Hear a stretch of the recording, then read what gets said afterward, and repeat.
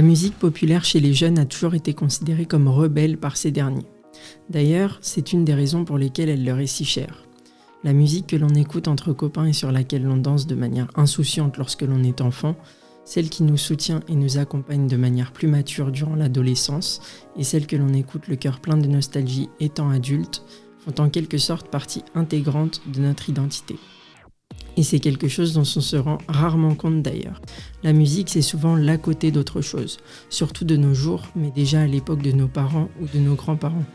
Aujourd'hui, on en découvre beaucoup via TikTok, accompagné de danse, de vidéos. On en écoute lorsque l'on fait du sport pour nous occuper l'esprit durant nos sorties. Mais hier, c'était par les films, la radio, les pubs que les jeunes découvraient ce qui allait devenir leur musique préférée. Quel que soit le canal, le moyen, la voix, la musique est constamment là pour appuyer un propos, un instant, une énergie, mais aussi une époque. Ce que l'on voit aujourd'hui sur les réseaux était déjà présent il y a 100 ans ou plus. Nos ancêtres n'avaient juste pas la possibilité de le filmer, de le diffuser, ni d'en faire parler, mais ils dansaient déjà avec des chorés à la mode et l'impression que rien ni personne ne serait capable d'être plus encore dans l'air du temps que ne l'était. Que ce soit dans des bals, à l'occasion de spectacles ou simplement autour du feu pour se réchauffer, la musique les imprégnait déjà, exactement comme il nous imprègne et nous influence aujourd'hui.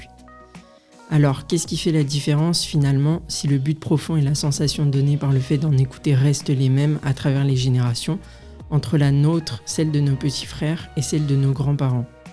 Comment expliquer cette incompréhension, cette aversion, voire cette incapacité à comprendre les nouvelles vagues alors que l'on y a pleinement pris part dans un passé plus ou moins lointain ? Prenons l'exemple de Paul, 31 ans, déjà amoureux des MP3 et des plateformes naissantes comme Napster, MySpace, LimeWire. Prenons l'exemple de Paul, 31 ans, déjà amoureux des MP3 et des plateformes naissantes comme Napster, MySpace, LimeWire ou bien eMule étant enfant, méprisant les cassettes et les vinyles en grandissant, mais qui aujourd'hui se sent déjà trop vieux pour les playlists qui se renouvellent chaque semaine et les albums qui s'oublient en une semaine. Ses parents ont grandi avec Pink Floyd, Queen, Stevie Wonder ou encore les Bee Gees du côté US, avec Claude François, Michel Sardou, Chantal Goya ou Johnny Hallyday pour ce qui est de la France. Ses enfants sont en train de grandir avec Taylor Swift, Tyla, Central C et Rema ou encore avec Tiakola, Gims, Lamano et SDM. Lui, il est pris dans l'entre-deux. Durant sa jeunesse, il n'a ni connu le prime de Michael Jackson ni celui de The Weeknd. Au début de la trappe et de l'ère florissante des DJ dont on écoute les morceaux comme ceux de n'importe quel autre chanteur, il commençait déjà à radoter sur Usher et 50 Cent. Quand les fans de Justin Bieber envahissent les rues, il regrette déjà l'âge d'or de Jay-Z et les filles de son âge celui d'Alicia Keys. Il ne s'en rend peut-être pas compte, mais il a déjà loupé une, voire plusieurs vagues. Et c'est peut-être là que se joue le cœur du problème. Imaginez-vous découvrir un artiste alors que votre oreille est encore innocente et que votre cerveau est apte à recevoir tout type de musique sans préjugés. Ce qu'il va se passer, se produire, même si l'on considère cela d'un point de vue chimique, c'est l'apparition d'un lien, d'une relation, voire d'une admiration pour les premiers que l'on aura entendus. D'ailleurs, pourquoi aujourd'hui est-ce si important pour un chanteur d'être constamment en haut des charts et de s'y accrocher ? C'est parce que plus il reste là, plus il capte l'adhésion, voire l'abonnement presque à son art et à sa personne des plus jeunes. Mais revenons-en à Paul, avec un léger retour dans le passé pour illustrer ça. Il vient d'entrer au collège et il grandit avec les noms cités précédemment. Ses amis proches lui font écouter les titres les plus en vogue et vu que les goûts de ses amis sont variés, on peut dire qu'à ce moment-là, il est carrément à la page. Mais disons 1 an plus tard, parmi toutes ces découvertes, qui écoutera-t-il vraiment ? Qui aura emporté son adhésion ? Quelle musique et quel artiste mettra-t-il véritablement dans ses oreilles au quotidien ? Eh bien, par rapport à tout ce qu'il a pu écouter, un tri massif aura été fait. Et tant mieux d'ailleurs, mieux vaut pour un jeune de son âge d'écouter ce qu'il a envie d'écouter. Mais n'est-ce pas là le début, le tout début de sa perte de visibilité et de vision 360 sur la nouveauté ? Comme on le sait tous, et même si c'est dur à accepter pour les premiers concernés et que cela peut sembler cynique, un artiste a une durée de vie. Le chanteur, dans ce monde où la consommation est mise à l'honneur et où il est quelque part enchaîné à un contrat qui le contraint à un certain nombre d'albums ou d'années de production musicale au service de telle ou telle maison de disques, surtout dans les années 2000 où elles font la loi, voit se répéter un schéma en plusieurs étapes, triste pour certains, sain pour d'autres, et voici comment se passe globalement ce dernier. Un premier album qui révèle le talent de l'artiste et éblouit les passionnés, un deuxième qui lui a laissé le temps à lui et à son équipe de peaufiner, d'ajuster, de perfectionner, qui donne généralement le classique de sa carrière, ou plus communément aujourd'hui son prime. qui attrape avec lui les néophytes, et le troisième album où deux chemins s'offrent à lui. Soit il répète la recette car ça a marché et car il a peur de décevoir un public qui finalement, comme on le voit avec Paul, n'a pas encore d'exigence particulière, ou bien il comprend ce dernier paramètre et décide de se mettre à la page en comprenant qu'il est là depuis bientôt 5 ans et qu'il est temps de se renouveler. Malheureusement, beaucoup prennent par intérêt commercial ou par pression de la maison de disques le premier chemin. Et à la seconde où ils l'ont emprunté, ils se démodent, car de nouvelles têtes ont déjà débarqué et ont fait leur premier album qui a ébloui.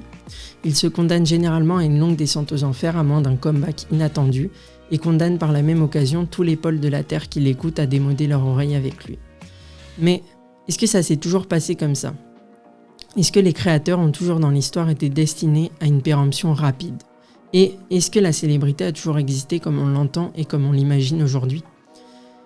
Les artistes ont tendance à notre époque, et depuis déjà pas mal de décennies, à dépasser leur propre art dans l'esprit des gens qui les écoutent et ou les regardent. Et même si cela nous paraît totalement anodin étant donné la manière dont nos sociétés abordent la starification d'un être humain, il y a tout de même de larges conséquences à cette façon de voir les choses. Cela explique par exemple grandement le phénomène expliqué précédemment de péremption. Si la personne dépasse et prend une plus grande place que ce qu'elle produit, c'est la personne qui sera dépassée avant même que son art ne le soit réellement. J'ai expliqué un processus de vieillissement de la production musicale en elle-même et ce concept existe, mais n'est-il pas extrapolé et démultiplié par le vieillissement de la personne qui l'incarne ? Quittons le début des années 2000 pour procéder à un retour encore plus radical dans le passé et plongeons-nous dans une époque dont on ne peut capturer l'atmosphère pratiquement qu'à travers des œuvres écrites, le XVIIIe siècle. À cette période, et cela résonne avec la notion d'à côté développée en début de texte, qu'occupe et qu'a toujours occupé la musique, une œuvre est surtout faite pour un moment, une cérémonie, une commande en réalité. Pas du tout comme on peut l'imaginer aujourd'hui, comme une chose récréative que l'on peut consommer intemporellement et à volonté pour passer le temps. Alors, dans ce contexte et cette utilisation amplificatrice d'une fête par exemple qu'avait l'œuvre, la musique se devait d'être marquante, travaillée, spectaculaire, même selon les genres, pour marquer et donner la joie de vivre à ceux et celles venus indirectement la consommer. Mais, contrairement à aujourd'hui, absente était la réflexion profonde sur les moyens qu'avait une œuvre musicale et encore moins celui ou celle qui la produisait d'accompagner dans tous les contextes et à tous les moments de sa vie un individu. Ce qui comptait, c'était le moment, la structure de l'œuvre, oui bien sûr, mais absolument pas comme on l'entend aujourd'hui. Alors évidemment, il y avait des styles et des manières de les interpréter. On peut penser à la tragédie lyrique et à la façon dont Rameau la maîtrisait, ou à Niccolò Jommelli et l'opéra seria, mais il y a toujours à cette époque, et gardons-le en tête, une notion de commande, de prestation, de satisfaction ou non du « client », qui pouvait aller des nobles voulant s'enquérir des nouveautés musicales pour pimenter leurs après-midi, des rois, jusqu'aux fringants mariés ayant besoin d'une partition afin d'animer la soirée de leurs convives. N'existe pas encore à l'époque de moyens à long terme de conserver une œuvre, et donc cette idée romantique de créer pour l'éternité.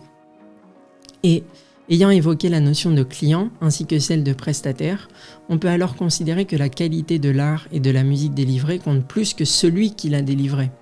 Évidemment, un roi pouvait avoir ses favoris, mais c'était principalement dû à la qualité du service et non pas à l'être et à la personne elle-même. Et quand on parle de conséquences, la principale est que ce n'était donc pas l'artiste qui se périmait, mais le style qu'il maîtrisait. Paul continue et continuera quoi qu'il arrive à consommer la musique des artistes qu'il a découverts enfant, même si eux ou leur musique vieillissent, car tout, de la musique en elle-même au marketing qui l'entoure, ont été faits pour mettre en avant le chanteur ou la chanteuse et pour que Paul s'attache à lui ou elle. À l'époque, un artiste déprimé ou était pris d'une envie soudaine de démarrer une nouvelle vie, un autre prenait sa place et était écouté avec autant de plaisir si tant est que son talent suive. Aujourd'hui, on est capable de s'arrêter d'écouter toute musique ou de devenir volontairement aigri des rookies se faisant leur place car on attend impatiemment et presque comme l'arrivée d'un messie le prochain chapitre de la carrière de notre star. Avant, l'œuvre était un moyen, aujourd'hui l'artiste en est un. Un fantasme, un idéal devenu presque dans les cas les plus extrêmes le prolongement indirect de sa propre personne. Et cela ouvre par conséquent beaucoup plus au débat, à l'expression des goûts et des opinions de chacun sur tel ou tel créateur d'œuvre. Si à l'époque on pouvait préférer une interprétation à une autre, de nos jours on préfère un interprète à un autre. Et avec cela vient le phénomène présent dans beaucoup d'autres domaines, celui du troupeau. Dans un sens ou dans l'autre d'ailleurs, la radicalité est partout. On adore ou on déteste, on hait ou on célèbre, on lynche ou on porte au nu. Et cela presque décorrélé de la qualité intrinsèque proposée. Et c'est en cela qu'un artiste est périmé très vite. Une relation amoureuse par exemple, qui reposerait uniquement sur ce que l'autre nous renvoie comme impression sans jamais entrer dans la profondeur des sentiments de chacun, serait tout à fait logiquement destinée à être consumée bien plus vite qu'un rapport ayant du relief et où les personnes se soucient réellement des sentiments de l'autre. Et bien là c'est pareil, même si l'on sait personnellement que notre entre guillemets idole, et le mot n'est pas trop fort vu l'époque traversée, est en baisse de régime sur un plan purement musical, mais qu'il reste à la mode d'un point de vue commercial, on n'oserait jamais l'admettre devant le partisan du camp d'en face, quitte à faire preuve de malhonnêteté, voire de méchanceté pure et simple dans certains cas, ce dernier comportement étant particulièrement accentué par la présence des réseaux sociaux qui eux-mêmes dans leur globalité s'extrémisent et se polarisent. Cette polarisation est montée petit à petit, siècle après siècle, décennie après décennie, génération après génération, ce qui explique pourquoi celle d'avant est toujours choquée par la manière de consommer l'œuvre de la nouvelle.